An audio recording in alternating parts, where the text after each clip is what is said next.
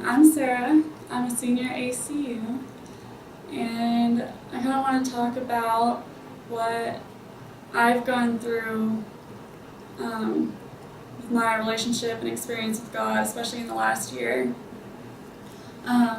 I grew up being a Christian. I grew up in the church, and I was baptized when I was 10.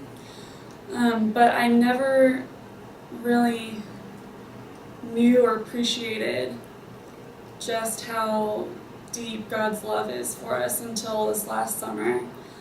I went through a really hard time. I was diagnosed with depression and anxiety and social anxiety, and I just was a complete mess.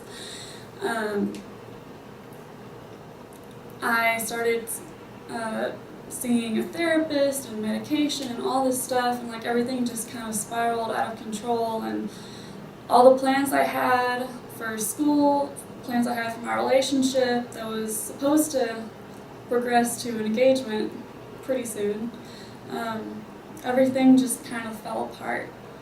And I didn't understand why any of my plans were going through. Those were my plans.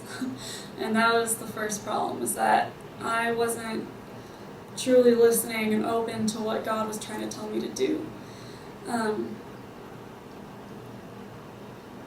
I spiraled into a horrible, horrible depression after that relationship ended, and it just ended terribly, and I got a lot of ridicule, I got a lot of negative feedback, and I just kind of internalized everything and turned it on myself, and I hated myself, and that in turn made me hate God.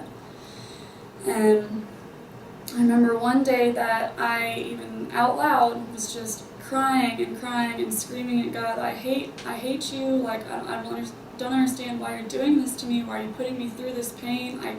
I cry for hours a day, I cry when I wake up, when I go to sleep, at work, I cry all the time.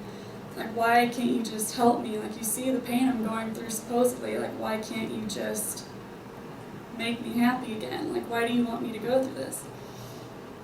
And at that point, I just completely turned my back on everything I knew as a Christian and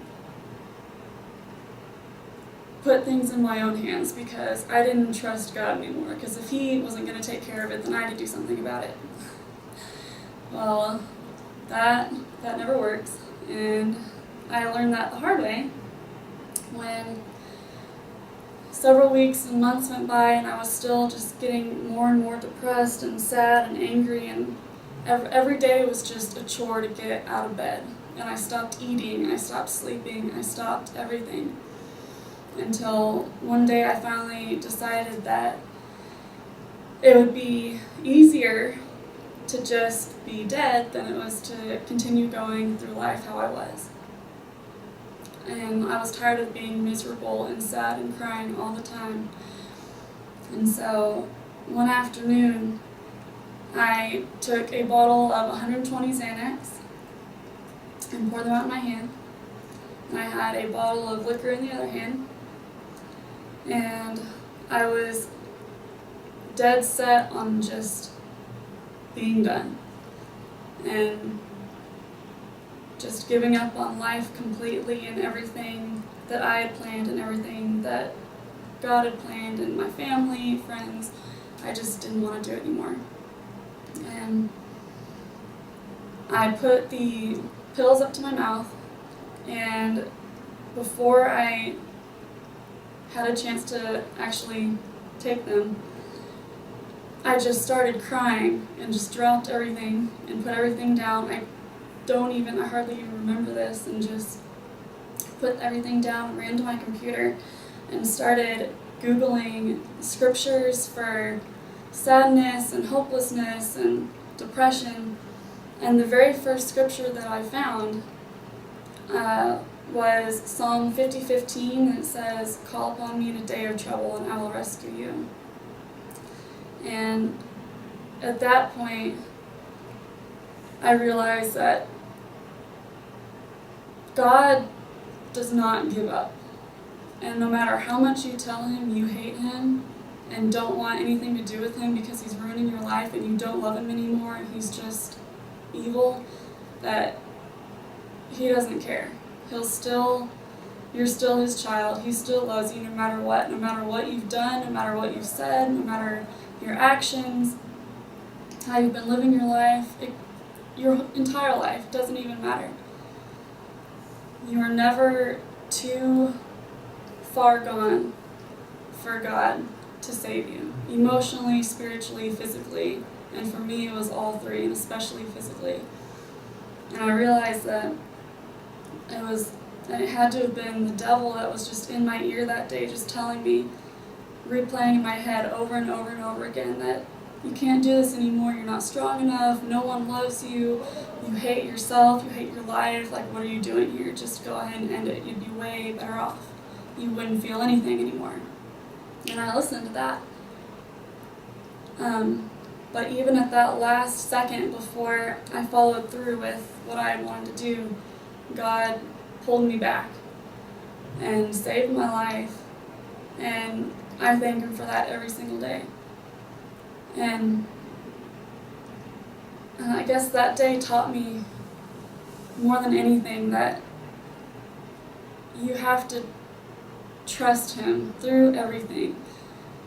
Even when it's the answer you don't want, if he tells you no, if he tells you not now, if he tells you yes, like you can never lose your faith, and that's part of being faithful and righteous and trusting God. And one of my professors said something last week that really stuck out to me. He said, part of being righteous is trusting God even through the what ifs, or even if this doesn't happen, even if you don't save my parent who's going through cancer, even if I don't get into this school, even if this one thing that I wanted to work out doesn't happen.